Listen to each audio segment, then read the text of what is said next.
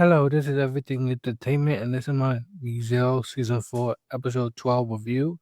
And this is another good episode of Rizal back from his hiatus, which I'm mad because I was waiting for the dub, but the dub is not going to come out. So now I have to just watch and sub, which I usually watch it both sub and dub just in case and something like this would happen, apparently. But hey, I'm not going to get mad at it. I'm just going to wait for the dub to come out and watch it in both sub and dub again. But time to get to the episode, and this episode is a good one. Silver is back, alive, happy that everybody alive, happy that Return My Death returned him back to where he was, like as usual, and just happy that everybody alive, especially Beatrice, Amelia, and Patricia. They're the best trio for Subaru. So yeah, him breaking down crying was so heartfelt because those three, like after returning by death one more time, after seeing how much those three specifically care about them and how others react to him, it just it hits hard because he really do care about them, even though he only knew them in this tower for like hours. So yeah, we get back to him revealing to the group that he have amnesia, but it's not complete memory wipe because of course he knows their name and he had to make up the excuse that he only had bits and pieces of his memory. Like he still know names and stuff like that, but he didn't know everything, which is half true and half lie. He can't really tell them I returned by death because obviously he can't do that. So he pretty much say it's an episode by thing, and Ram is forced to accept it even though she didn't accept it. We'll get to that later. But anyway, yeah, the group pretty much confirmed it. They do use some shots from previous episode, which is fine. Those are I'm gonna say well animated, but like well drawn, so you might as well use them. And we pretty much see Subaru building those connections and like making sure everybody's okay and moving forward. And this is where we get to the whole Ram situation because like Ram is top five favorite character, but you have to admit she was a pain to deal with during this arc. Like what I mean by this is like I get it. She was sad and confused and angry that Subaru went and got his memory wipe and now no remember Ram. I'm not go on a whole tangent. Everybody knows he kind of sucks. But this episode highlight also a strength, like how much she got this motherly feeling to herself. Like even though she can be a pain to deal with, trust me, it's not like it's out of nowhere. She's technically in constant pain. She's forgot who Ram is, which hurts, and only the person who knows about Ram went and got their memory loss wiped, or because they were reckless, which Ram Ram usually tell him not to do, and he did it anyway. So I can't even get mad at her for being upset with Subaru. But Subaru pretty much doubled down and pretty much say, "I'm gonna fix everything. I'm gonna set everything right," and you gotta respect them for that. You gotta respect them for pretty much making sure to comfort Ram. And by the end of the episode, she do trust him, even though he got his memory wiped. He built up enough trust to say, "Hey, I'm gonna get Ram back," and pretty much hype him up because he had a bit of moment where he was loading himself and like questioning how much he kind of sucks. But she kind of say like in a loving, teasing way, "You do suck, but you also have good qualities," and it was that push that allows him to push forward and pretty much handle everything after that, which is merely trying to kill him. Yeah, we found out that Millie is the one that trying to kill him, and honestly, I wasn't that shocked by it because she was the only one that made sense. By going by all the loops and everything Subu experienced, Amelia, Beiko, and Patricia definitely was going to kill him. Last loop, Anastasia slash Fox and Kidna pretty much apologized, which technically is 50-50. If it, like, she's not evil, but she does care about Anastasia more than everybody in the group. So it's not like she wouldn't do something like that. She wouldn't do something as blatantly as killing Subu or like that. Julia is a knight and pretty much a decent person. And Ram, even though she was probably the most aggressive of the group, pretty much she wouldn't go that far in killing Subaru. Just making sure that he doesn't screw anything else up because even though Subaru is hard carrying the team, even while in memories, you can't really trust someone without their memory. So Melee was the only one that made sense, and she did this on impulse. The book of her dad, we learned that, well, her life sucked, abandoned and literally raised by monsters. She couldn't even talk. She was more feral than human.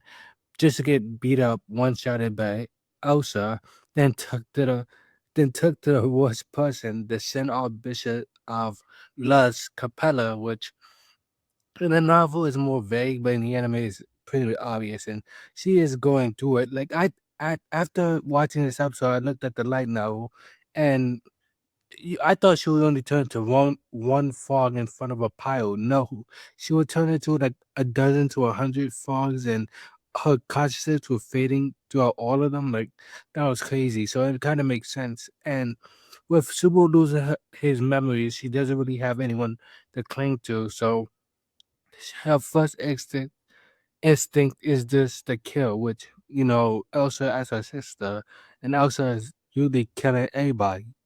It makes sense for Melee just to do that. But her attempt failed, and well, she tried to kill herself, which it also makes sense because if she can't follow anyone or understand what's going on, she will decide to take her life because at that point it was easier to die than live, and pretty much question what's going to happen to her because she doesn't understand why Subu, after having her life, like after trying to take his life, will be willing to forgive her. And like I said, her bachelor is messed up. She pretty much doesn't know what to do. She doesn't know how to feel. She loves and hates Elsa at the same time. She like acknowledges Elsa pretty much sucks as a human being, but yet she still loves her to a extent that she doesn't want to forget about her. But yeah, mainly backstory and whole thing, a whole brain concept like thinking is pretty faulty and wrong, and you can't really blame Melee for thinking like this. Raised by actual killers, like not one good person, just all killers and monsters. You're gonna end up being more a monster than human. But yeah, Subaru the goat saved her and pretty much promised that he will do everything to make sure she's alright. And Melee doesn't believe it because obviously losing your memory last night, like the day before you lost your memory, he was acting creepy. And you can't really think I could trust you because you can't. So Smart Subaru pretty much brought in Amelia to back up his claim and say, "Hey, let's believe in Subaru, believe in me, believe in us. We'll do everything to make sure you're okay. I take you out this tower and help you go in the real world." And it was just a heart moment, like a heartwarming moment, because honestly, like I forgot Millie existed for a bit. Like I knew she wasn't dead. Garfield saved her when in the fight in season 2 and the break time show she was still alive, the chibi break time. So I'll just think to myself, what happened to her, and then pop back up in season 4. Well, I think we also saw her in season 3 break time, but that's a whole different thing. But yeah, she was saved, and Shubu, Amelia, and everybody else promised to be good role models, especially Shala, since freaking mind Shala, thinking that it's her and Master Child. So yeah, Millie is not gonna kill anyone for the time being, and we missed some good interactions of, like in the light novel was handled better. Patrice, Patrice had a lot more to say. It was a lot better. This scene was better right now because we had like Shala, Amelia, Beigo, and Shala and Amelia and Shubu, who all four of them pretty much talk about how we're gonna handle Melee. It was way shorter than a light novel. Fox the Ken, I didn't really trust her because she doesn't know how to handle kids. Okay, that's going too far. She didn't trust her because Melee was making a face that didn't look like she was forgiven. Julius stepped out to watch over the tower to make sure Mob Beast didn't start attacking, which was also a poop joke, which also was pretty funny for the time being. But yeah, everything I'm trying to say is Melee is now officially part of the group and probably officially a part of the Amelia camp, which is nice to see since you can't keep her in that prison the whole time.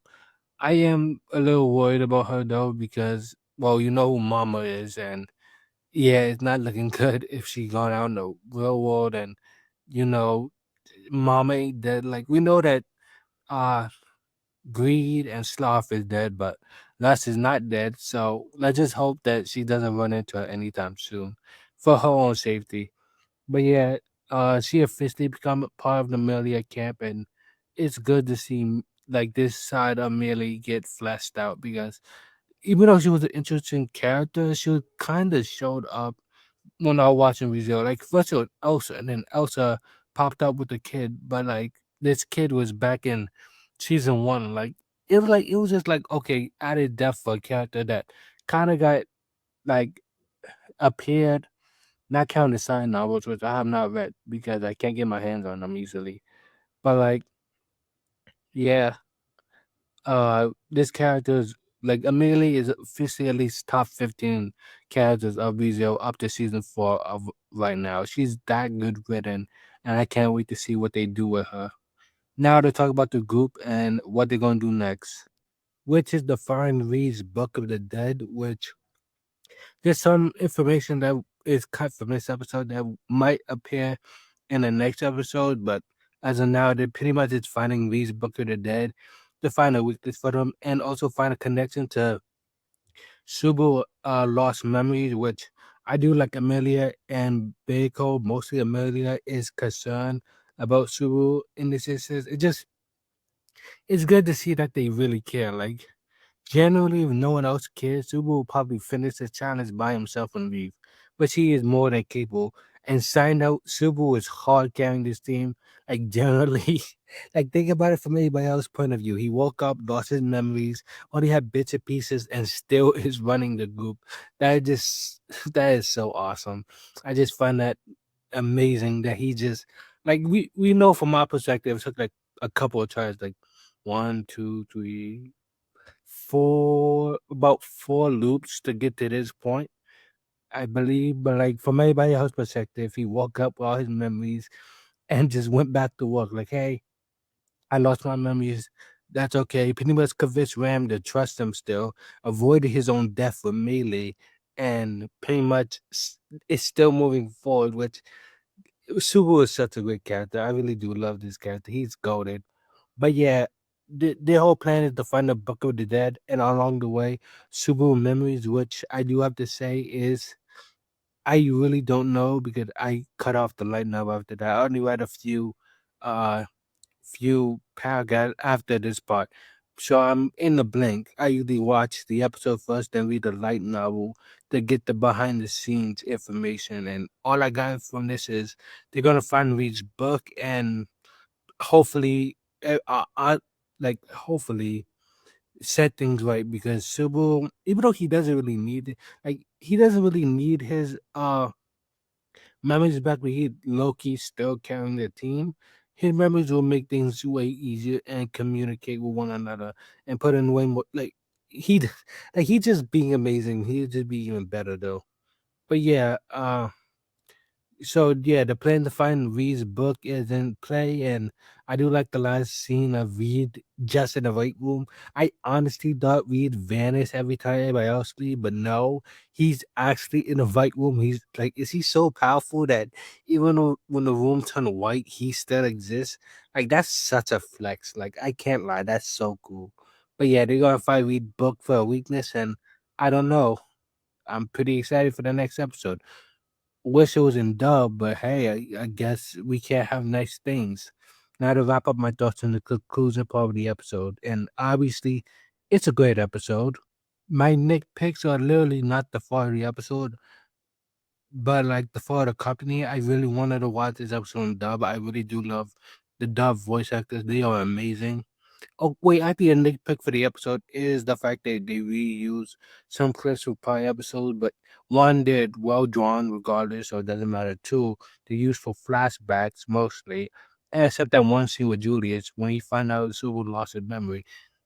Yeah, that's a fair use of redrawn animation, so it's not really that big of a deal. That's kind of my nitpicks.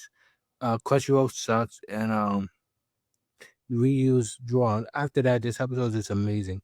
Another melee episode. Well, no, it was one third, one fourth Ram, one fourth Reed and the whole tower thing and two for familiarly. So yeah, great episode. No complaints here. I'm happy Rizio is back and I'm excited for the next episode because season 4, objectively speaking, is so far the best season of Rizio. I might still go back and watch season 1 more. Yeah, I do love episode 18 and the pretty much the whole episode 26. Like I do love that whole stretch of episodes. Like Absurd beating a white whale and sloth. That was just absolutely golden. But besides that, this season 4 is going well. Rizzo really one of my favorite isekais, and yeah, I'm just going to untouch it. So yeah, great episode, Rizzo. If you like the video, please like, comment, and subscribe, and have a good day.